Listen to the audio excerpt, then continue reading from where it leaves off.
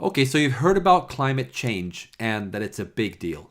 But what is it really about, and what can you actually do about it? This video is a simple, pragmatic summary of climate change. We'll cut through the noise and confusion and focus on the basic facts so you can figure out how to help, okay? So here's the situation. The climate is kind of broken, and we're in trouble because, well, we're stuck on this one planet, so our lives depend on it. The good news is that scientists have figured out the cause of the problem. Us. We humans broke it. Yep. But wait. How is that good news? Well, because it proves that we humans are powerful enough to actually impact the Earth's climate, which means we can fix it. Well, partly at least. But before we get to solutions, let's examine the problem a bit. Here's our planet.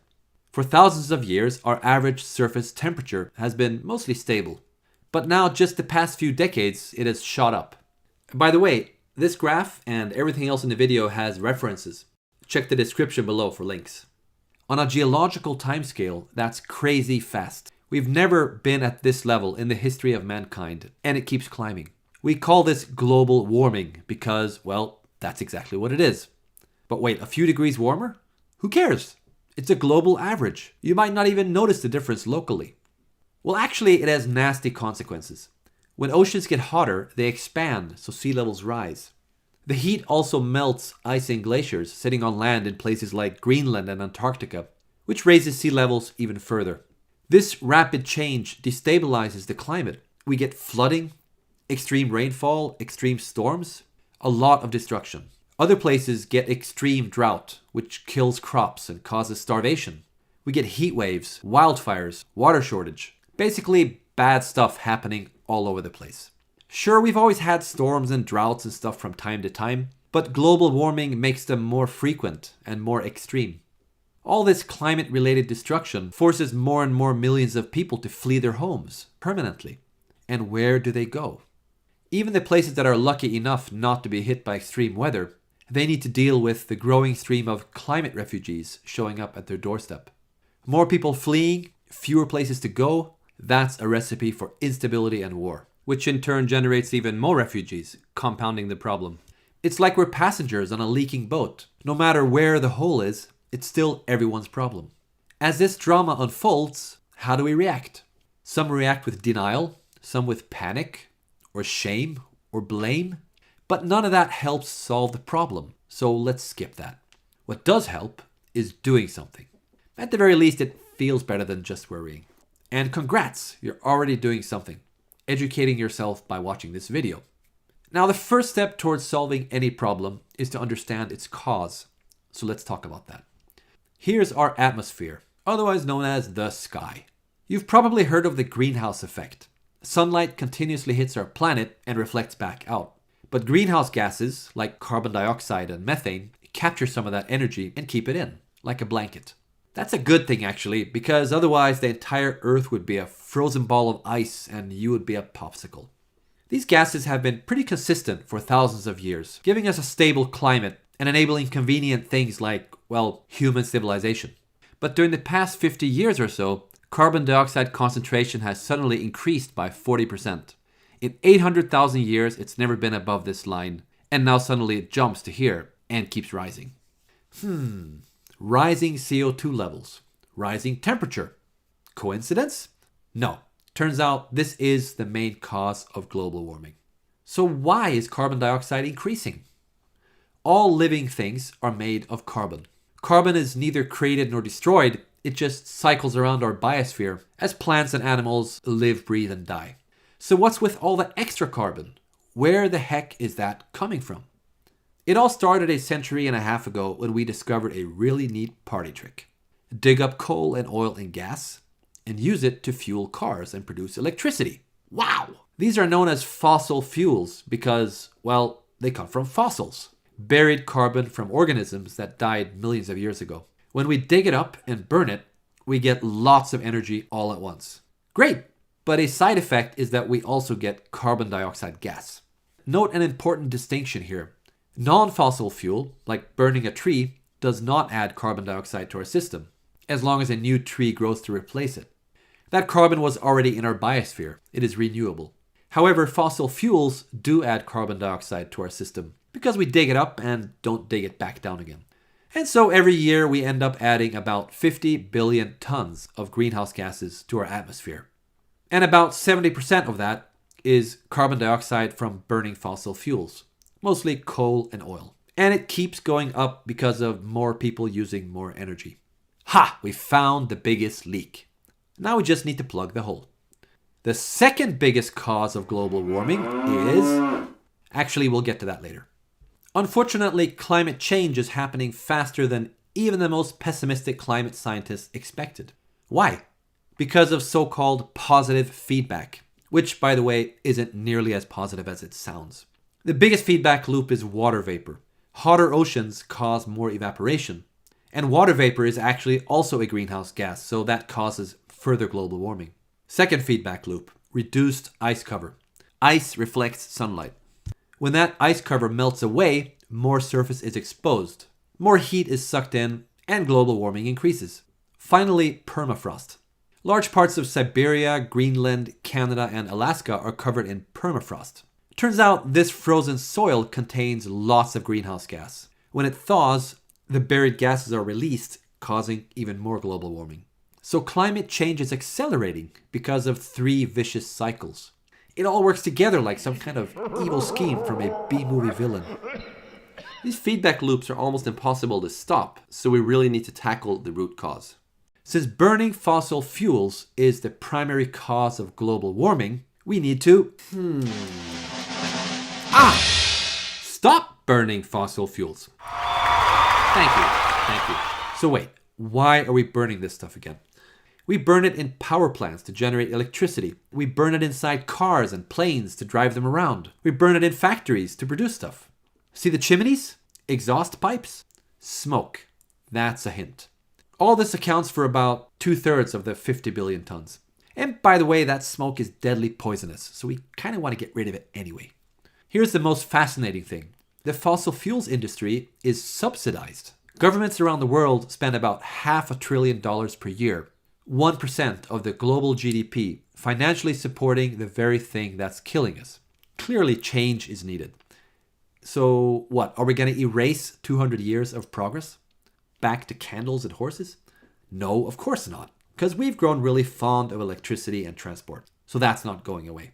We just need to solve it without burning fossil fuels. And the good news is that we don't even need to burn it anymore. Instead of coal and oil, we can use solar panels and wind turbines to generate the same electricity without screwing up the climate. This used to be expensive and ineffective, but the technology has finally caught up. Now solar and wind is often more cost-effective than coal and oil, even without taking climate impact into account. That's known as grid parity, a crucial economic tipping point where people who don't even know or care about climate change will want to switch because it's cheaper. Of course, we need energy even when the sun isn't shining and the wind isn't blowing, so the next big challenge is energy storage. But battery technology and other storage solutions are catching up fast.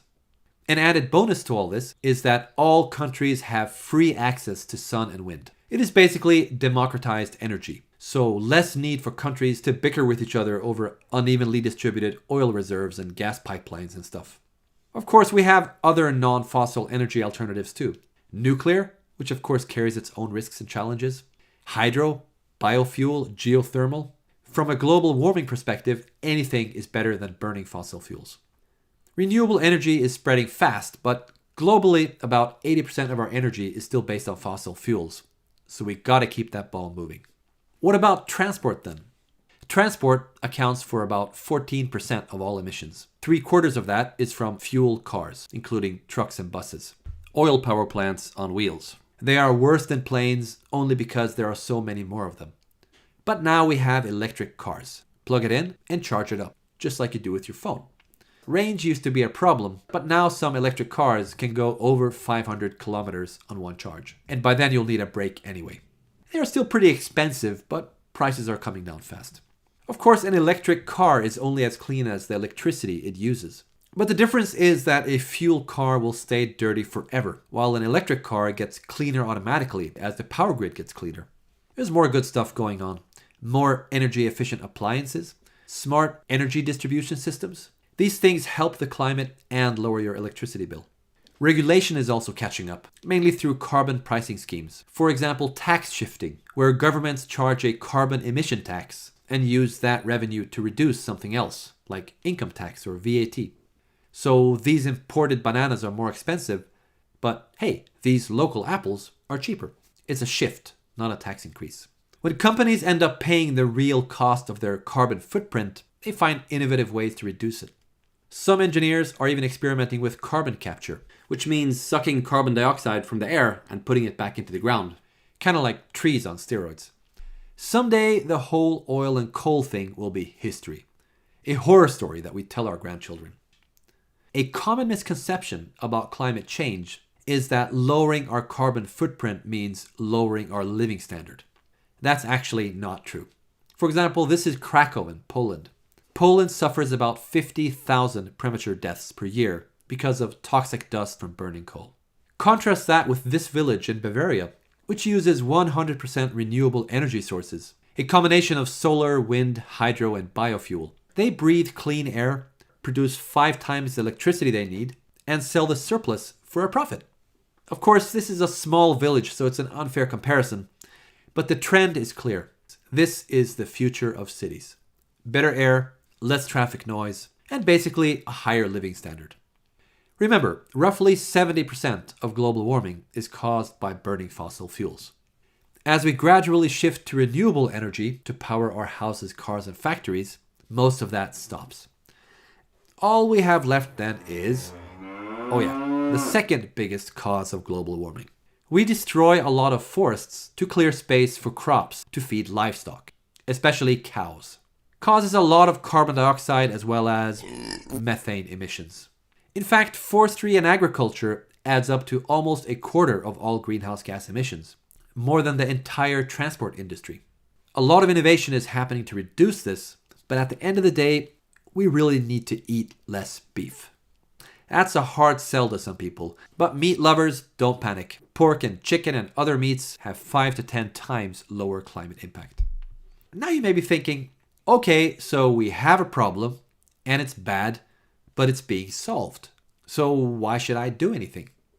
The problem is we need to speed up. There are plenty of bumps on the road. Technical challenges, political challenges, and of course resistance from oil profiting organizations that don't really appreciate going obsolete. The faster we move the ball, the less of these horrible consequences we need to suffer. So what can you do? In management circles, people are often referred to as resources.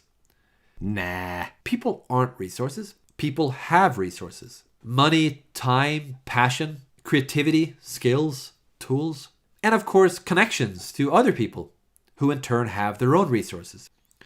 The mix will vary from person to person, but any resource can be used to help reduce global warming.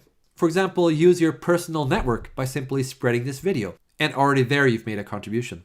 For every person that sees it, the likelihood increases that someone will do something. And even if only 10% of our actions end up being effective, with 1 million people doing one thing each, well, that's 100,000 effective actions. It adds up. For example, use your voting power to put climate-aware decision makers into power, or carbon pricing laws in your country. Use your purchasing power, put solar panels on your roof, or switch to a renewable energy provider. Buy an electric car, or invest in a company that produces them. Tweak your personal habits. Less flying, more train. Less driving, more biking. Less beef, more anything else. As a bonus, many of these things improve your health as well as the climate. But keep in mind, changing your personal lifestyle isn't the only way to contribute. Look beyond just yourself. Got some savings? Invest in solar panels somewhere else in the world. Over 1 billion people in the world lack electricity entirely, so they burn kerosene and diesel for light and power. There are now crowdfunding platforms that provide these villages with rental solar panels instead, which is a triple win. Inhabitants get electricity and a better living standard, global warming is reduced, and you can earn a return on your investment. Think about the global impact as well as local. On average, each person on Earth causes 3 to 18 tons of greenhouse gas emissions per year, depending on income level. Doing the math makes it more interesting, almost like a game. For example, for me, switching to an electric car reduced my family's footprint by 3 tons per year. But a single $500 investment in solar panels in Kenya enabled a 14-ton yearly reduction because of all the kerosene they no longer need to burn. My point is, a ton is a ton, no matter where in the world it is reduced. Overall, renewable energy is a fast-growing area, so there are plenty of opportunities to make a buck while also making a difference. And if you don't have extra money yourself, well, you can help your rich cousin do something useful with their money. Do a lot of business trips? Get your boss to carbon offset your flights. And that means compensating for your emissions by paying to reduce it somewhere else. Got programming skills, testing, design? Help create apps and websites, like this one, Electricity Map, a cool open source project that visualizes live the climate impact of each country's energy production. This helps people make better decisions. There's more things you can do. Like digging data? Do research to provide the raw data for tools like this. Got a big network? Form a community or join ours. Got writing skills? Inspire people with success stories. Engineer? Build all this cool technology. Lawyer? Politician? Improve legislation. Reduce fossil fuel subsidies. See the pattern? There are lots of ways you can help reduce global warming. You may even totally disagree with some of these actions, and that's fine. Think of these as levers you can pull. You decide what you're willing to do and what you think will make an impact. This atmosphere is the only one we've got. It's shared by all countries. So no matter where you are or what you do, every ton counts.